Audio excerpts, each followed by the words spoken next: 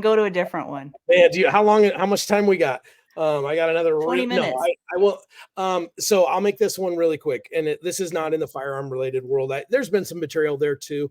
But probably the biggest one, I used to run call centers.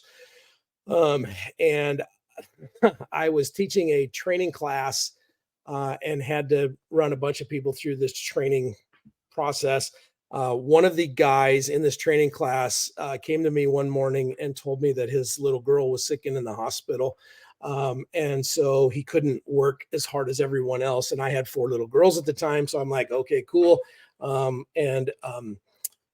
This thing snowballed and snowballed. And it would take me an hour and a half to tell you this whole story. We don't have any time for that.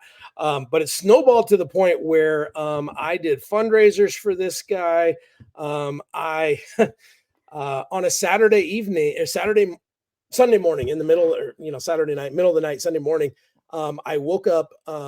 He had told me the day before that she was in intensive care. They didn't think she was going to make it. I could not sleep, and so I got up and went to the hospital. And I walked into the hospital in the middle of the night, and I'm like, where's the peds? I don't know. And they pointed me down a hallway. I walk up, there's this whole family sitting there.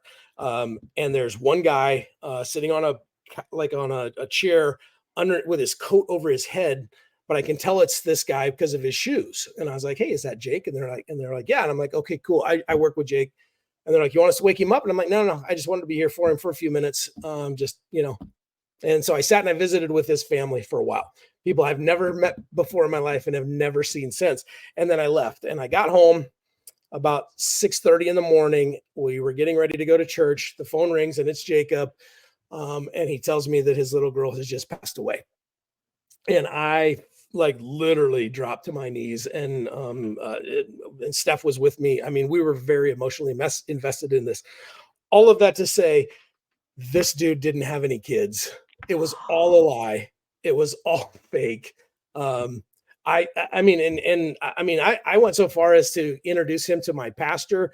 The ladies at my church were gonna do lunch for the funeral. Of it. But wasn't he at the hospital that night or whatever? It wasn't even him. That wasn't him. No. So can you imagine what that family story is to this day? That some chick wagon showed up, talked to us for about a half an hour, and left. Yeah, so he wasn't even at the hospital. There was no baby to begin with. And so to this day, I would say that's one of my biggest betrayals. Wow.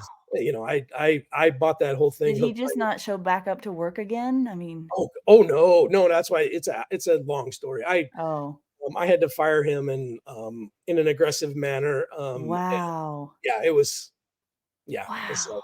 Yeah, lots of fun. That's a new bringing level. up that piece of trauma. Sorry. I still think about Savannah and. Oh my gosh, that is crazy that somebody would do that. The details are just wild. I always say I should to let it go that far. I mean, even it was a 4-week deal. I mean, it was a month long. Wow. Yeah. So that's my biggest one. How's that? Oh, you've got sometime if you want the story, ask about Savannah. I will.